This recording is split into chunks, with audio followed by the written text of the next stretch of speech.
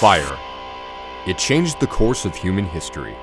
Its beauty has shaped our evolution by providing heat and light. It has mesmerized people for centuries. Now we harness fire to create works of art in a new evolution.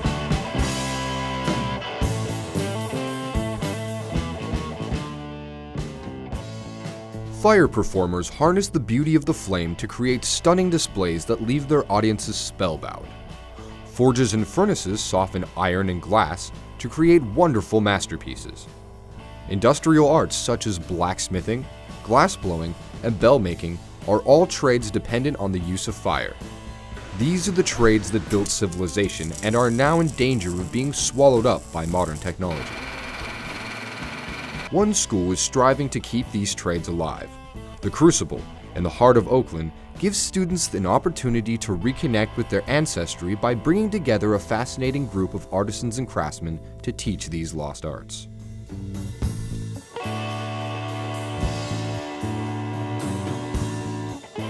I love the Crucible. I think it's a great place. It's a wonderful community. You have the open houses, you have people who volunteer here. It's open to everyone and anyone who wants to engage. We're keeping a lot of things alive and giving people opportunities to understand those more traditional industrial arts. We are an organization that is primarily an educational institution. People come to the Crucible, they take a class or they take a workshop, and what they walk away with is they walk away with a new understanding of their own personal abilities. There's a great sense of achievement and pride in making something with your own two hands. A mysterious bond is formed between you and your creation. Watch this mystery unfold in the skillful hands of a master artisan. Today we're going to sculpt an elephant on the torch. The first step is to take our blue colored rod, this color is called peacock, and we're just going to hold it in front of the torch and melt it to form a gather. So that's going to be the body of the elephant. After you've formed the gather and melted it smooth, you're going to disconnect one of the rods and set it down. And then use a graphite paddle, slightly flatten each side of the elephant's body. Once I've got that, I'm going to attach the back legs. I'm going to attach another rod of the blue glass and melt it together. Move slightly over about an inch and flame cut the rod. You're going to take a second rod and melt a hot seal onto it where the tail would be. Melt off the other side, and that's the front of the elephant. You're then going to add legs to the elephant. Once you have the legs on your elephant, you're going to heat up just the very bottoms of the legs and use your paddle to slide it across, and that will form little toes on the bottom of the elephant. There's a lot of excitement and a lot of buzz when students are first entering in the studio. It's this huge industrial shop facility, and so there's a little bit of this. You see some of the younger students, their bodies shrink a little bit as they enter into this big industrial shop. At first, some of the kids are a little intimidated by fire, but they're very brave and they have a lot of courage and they're not afraid to fail.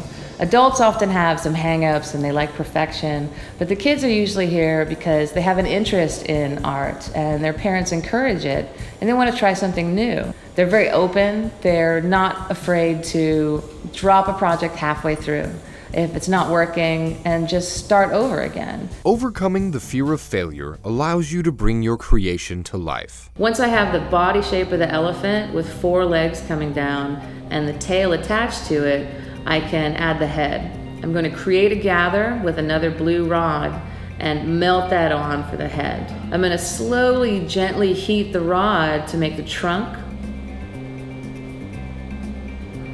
Pull it and curve it, and let the flame and gravity form a nice natural curve with it. And then probably heat up the very, very tip of it and use a tool like a knife to put just a little cut in there to make the little mouth on the end of the trunk. Finding a place to make projects like the elephant is difficult. Steve explains how they help solve this problem. We also do outreach into the community. One of our goals is to provide access to people who otherwise wouldn't have the opportunity to have these types of experiences. But our outreach program started really with the bike program. It's mainly a youth program, so kids who are interested in earning a bike can come in here and build that bike or rebuild that bike. A lot of kids just want a bike. Others who are really interested in working on bikes and fixing bikes, we welcome them back to our drop-in hours. We also have a subset of those kids who are really interested in how the bikes work, and they're really interested in coming back and fixing things and making them work correctly, and who continue to come back and be involved. Like Alberto, for example, has been involved for years and has become quite an amazing mechanic. Make something beautiful that was once ugly. Well, one of my friends mentioned this place to me, and they told me they had a bike program here, and at the time I like working on bikes, so that's why I came here. And so people come into the building and they see what's happening. They see a lot of exciting things going on. They see welding, they see blacksmithing, they see glass blowing. And they get their bikes fixed, and they get to learn how to fix their bikes. And then they ride out into the community and they talk about all the cool stuff that's happening in the building, which is really great. But the best part about that is that the young people in West Oakland, once they get interested, then they have the opportunity to apply for scholarship. And we give away about $100,000 a year in scholarships, mostly to West Oakland youth, so that they can participate and have a really meaningful, really interesting, exciting experience that really, for them, may be the first time they've made something. Once I've got the trunk formed, I'm going to add the ears. To make the ears, you're going to form a gather with the same blue rod, flipping it over to flatten it a little bit. You're going to melt that ear onto the elephant. You're going to flip it over, add another ear to the other side.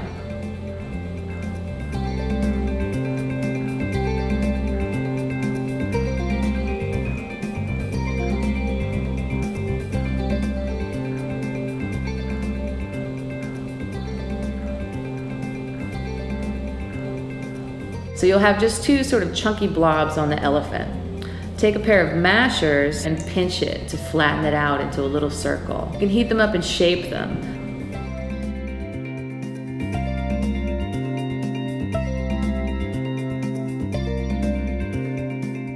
Another popular program is the blacksmithing area. It draws a large number of people who want to learn the old ways of metalworking. There's a romance to blacksmithing. Everybody wants to see it and try it. So when they come through the door here and they see the forges roaring and people swinging hammers at the anvil, everybody's just wide-eyed and wanting to do it. In our intro class, everybody walks away generally with 4 projects: the hook, knife, fork, and the spoon. And it's pretty incredible to see people in our society where most people are pretty divorced from making things. There's silverware, that sort of basic stuff that gets bought at the store, and there's no real connection to it. And then somebody who walks away with a spoon that they just made out of a piece of 4.5-inch solid square stock, it's an incredible change. I mean, it is a tremendous change that takes place from this bar that looks like a stick to this spoon that's gonna hold soup for me to eat later in the afternoon.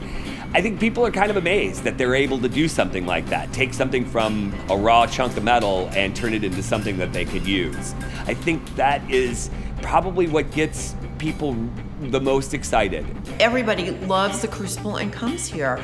And so I don't have people who want to get a degree in jewelry making. I have people who want something to do other than their work. Here, we're teaching people how to be creative and use some basic skills to foster their own creativity, to make things that they would like to see be made. Again, I think the other part of our greatest asset is the fact that we, under one roof, I can walk out this door. If I have a problem that I don't have an answer to myself, I can almost just yell it out and say, I need help with this. And there's usually somebody within hearing distance say, oh yeah, this is the way to do it. Once I've formed the elephant's ears, I've got the whole shape, but I want to add some more detail. So I'm going to put tiny tusks on it. I'm going to get a little bit of white glass, very carefully melt that white glass onto the elephant's head, heat it up very gently, and pull it into a little curve. I can add a couple little black dots for the eyes.